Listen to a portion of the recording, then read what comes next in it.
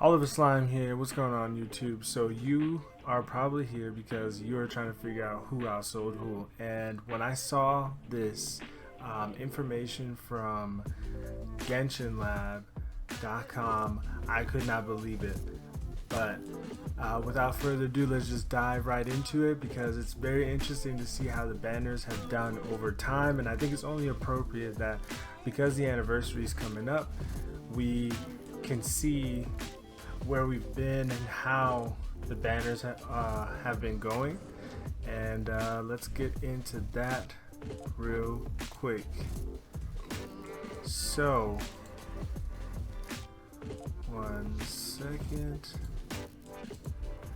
So I blocked it out here so we can take this step by step, but the way this is going to work is that this chart is for the Chinese iOS revenue that they've accumulated over time, and this website has gained the financials, if it's true, for each banner since the game has started. So one CYN is 15 cents in US dollar, just to start out with. So I blacked it all out and I'll just take it step by step. So the first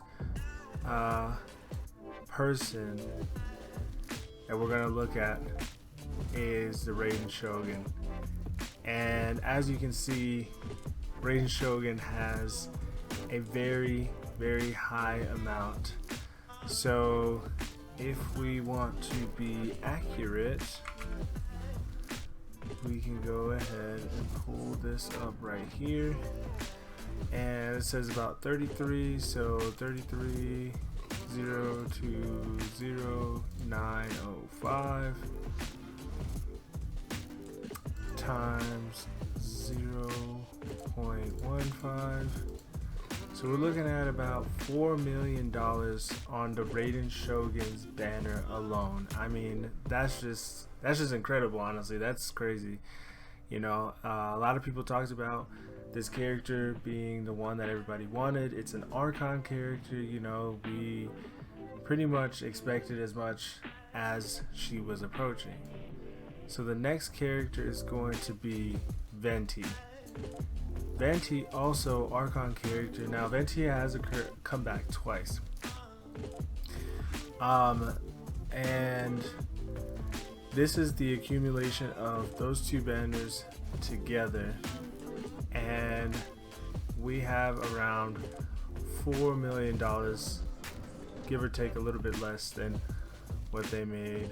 Let's see, let's go ahead and do that out while we're here anyway. So 36,32752 times 0.15. So yeah, about $4,594,912. I mean, this game has not been slowing down, especially on the Archons. We can just see that, you know, this was obviously expected. And you know, I mean, Venti's a good character, a very good AoE character.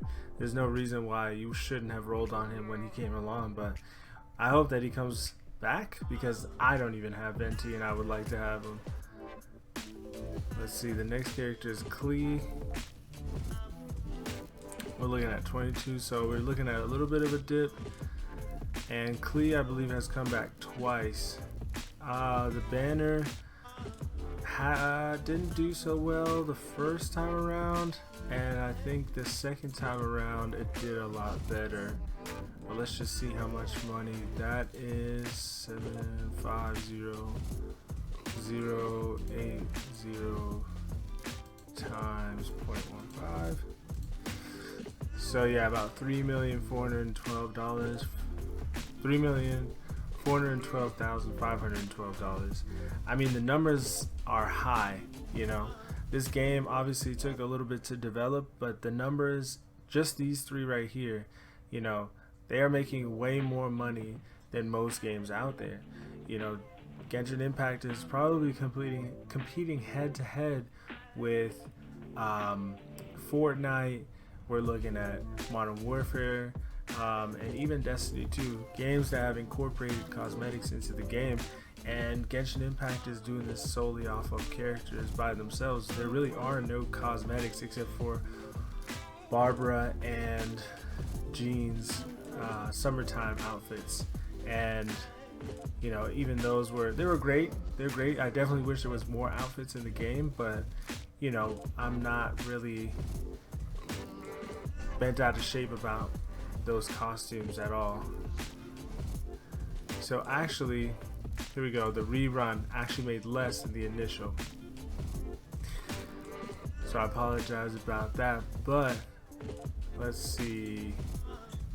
We're looking at 16,614,209 times 0.15.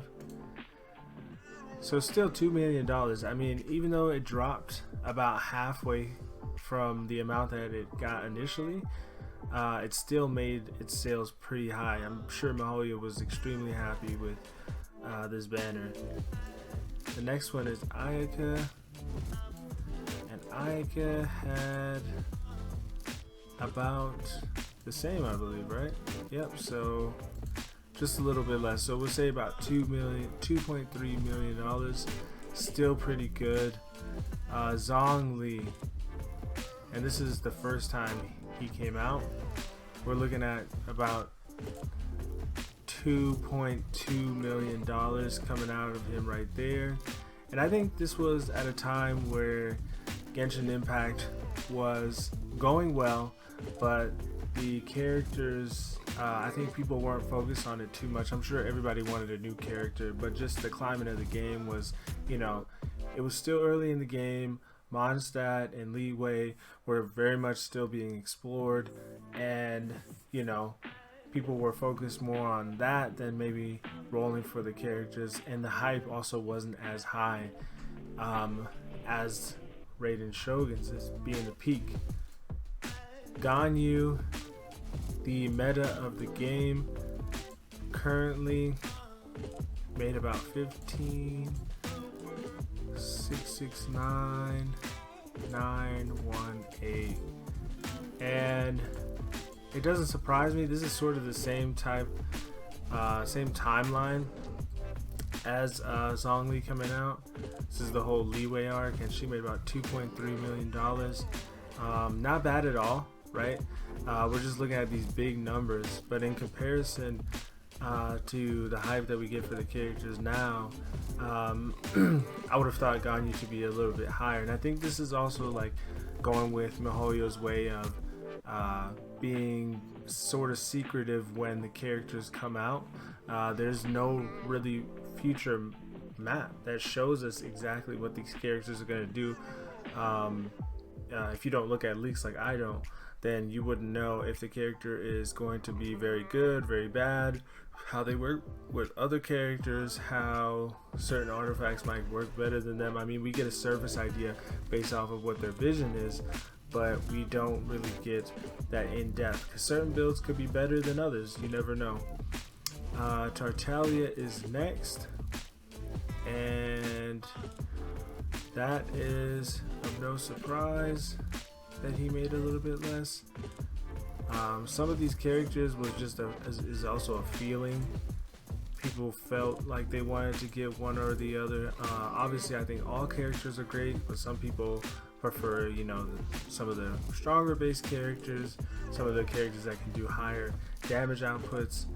But you know, that it's all the same to me. I play Genshin more to have fun. But we got a $2,016,000.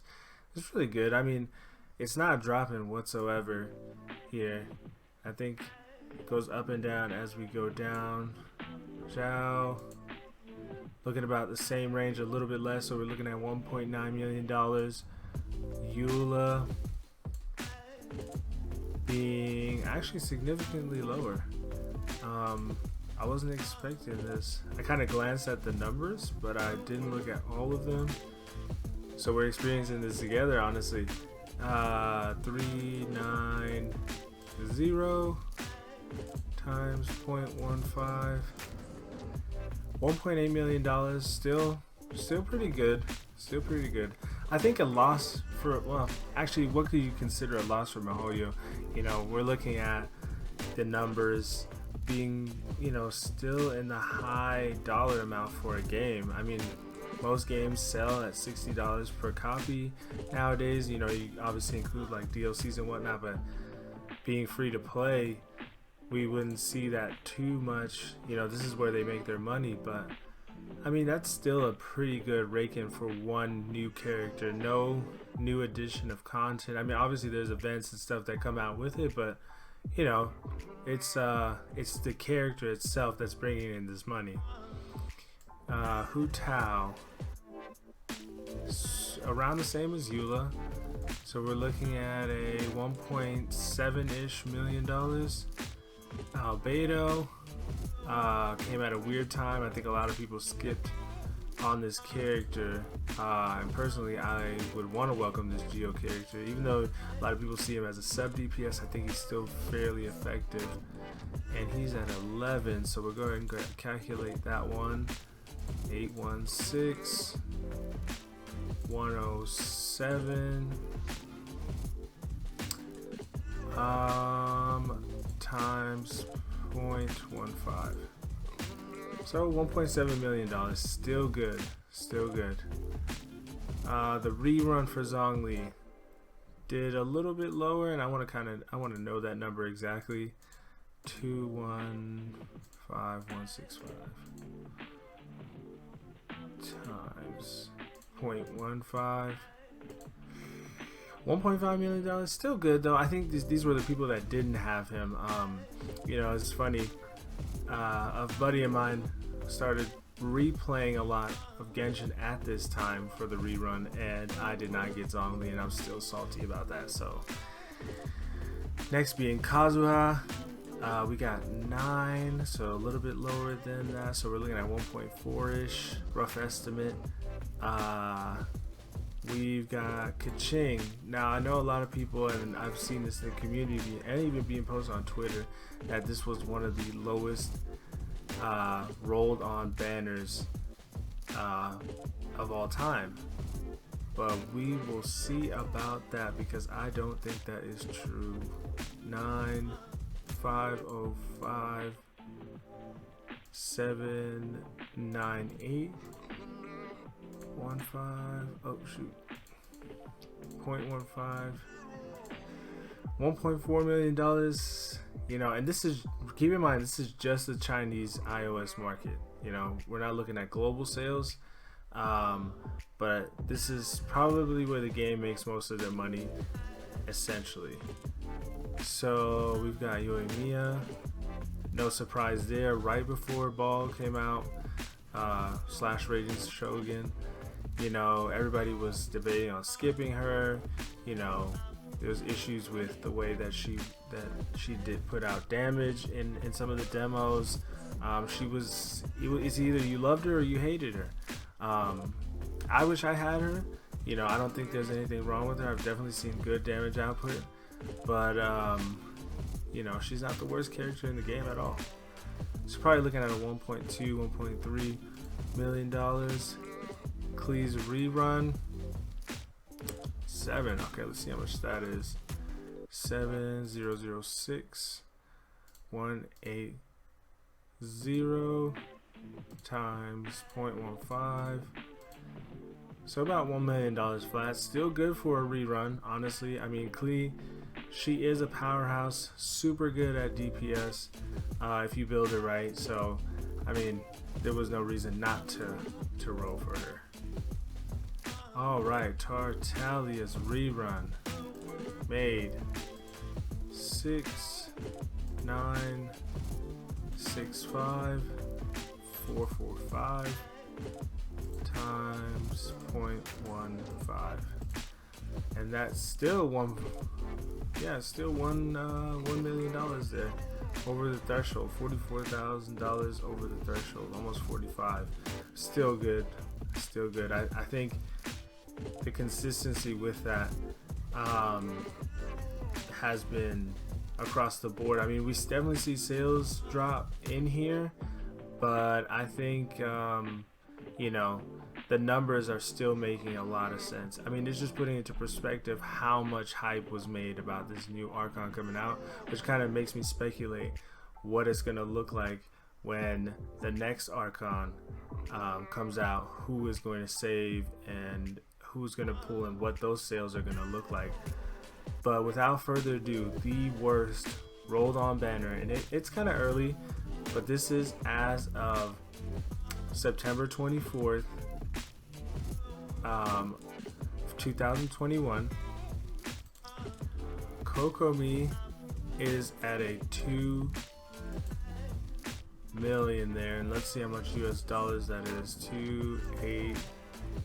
2862053 times 0.15, and we're looking at a whopping $429,307 spent on the Kokomi banner, and this coincides perfectly with the response of how people have been feeling in the community.